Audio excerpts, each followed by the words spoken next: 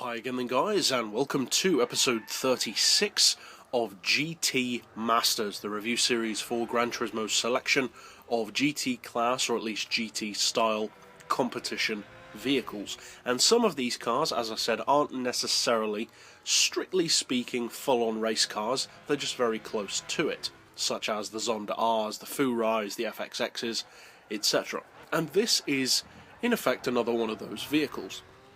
Now, there have been an insane amount of variations over the years of the Lamborghini Diablo. You've got the VT, the GT, the GTR, the GT2, the SV, the Jota. There are so many different versions, and this particular version is one of 3 Diablos currently featured on the game, one of 2 racing versions, and it's the Diablo GT2. And like some other vehicles in the game, such as the Proto Motors Spira, the Cobra, the Stratos, etc., this is known for being a challenging car. People consider it to have very challenging handling, steering, drivability, and to some degree, I would agree with that. Now, it's far from being undrivable, and it can certainly be brought under control, but it is one of the more challenging cars to set up correctly. And that is actually, to be fair, quite appropriate, because in real life, pretty much more people have died driving Diablos than pretty much any other supercar. So it's appropriate that this car should be difficult to drive. Now, this is, in effect, a race car, but at the same time not. It doesn't have a full livery. It's more of, in this particular form at least, a enthusiast's race car. Something for a weekend race by a private owner.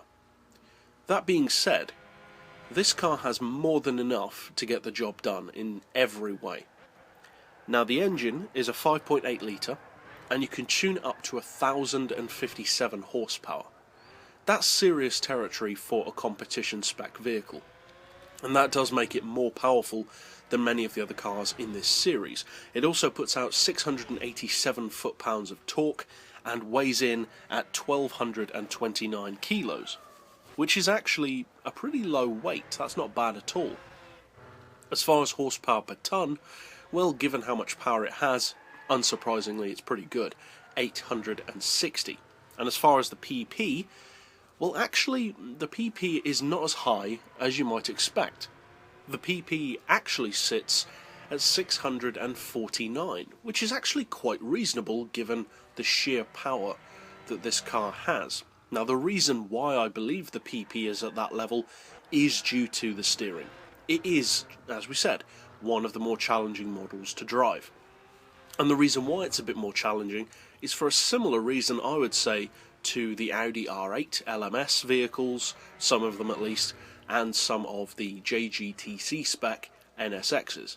It has that awkward pivot steering that some mid-engine rear-wheel drive race cars have. However, the redeeming factor for the Diablo is that unlike the NSX especially, and to some degree the Audi, it can be solved for the most part in this car.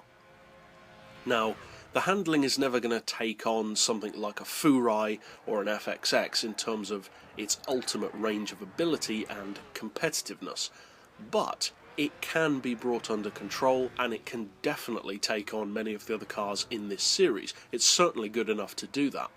Now, it's not the kind of car which I would ever recommend for a tight, twisty circuit anyway, so that kind of handling isn't that important. What is important, though, is knowing that this is one of the quickest cars in a straight line in this series. Probably not too surprising, given that the Diablo is the fastest Lamborghini in the game overall, in the case of the GT road version. This carries that over to some degree.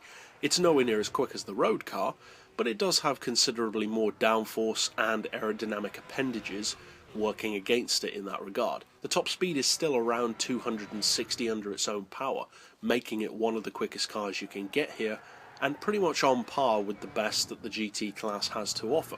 The acceleration is also very good. It gets off the line quickly, even though it's not all-wheel drive, and straight-line performance, as many people would know, has never really been an issue for the Diablo. It's certainly not a slow car. As far as price, well, the price is actually one of the best things about this car, because it only costs 300,000 credits, which, ironically enough, is the same as the road version. So the question is, should you try it? Should you buy it?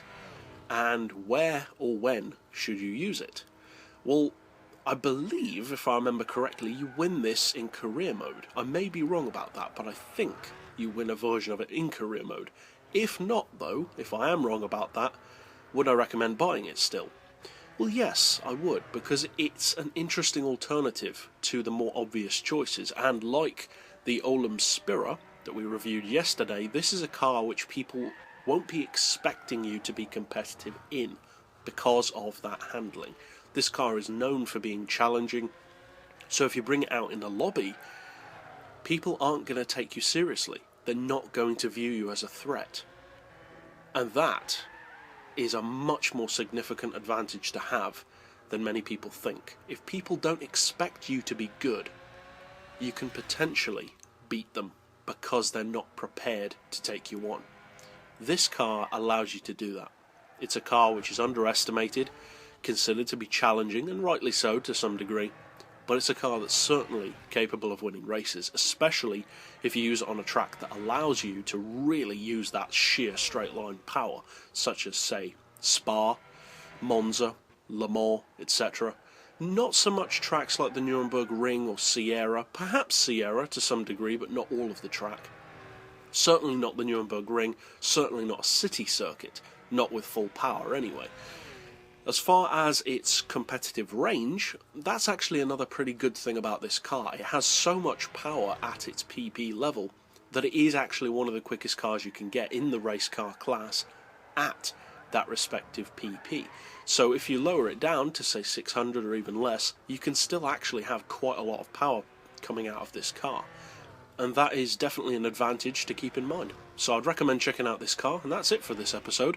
So I'll see you guys next time. And as always, thanks for watching.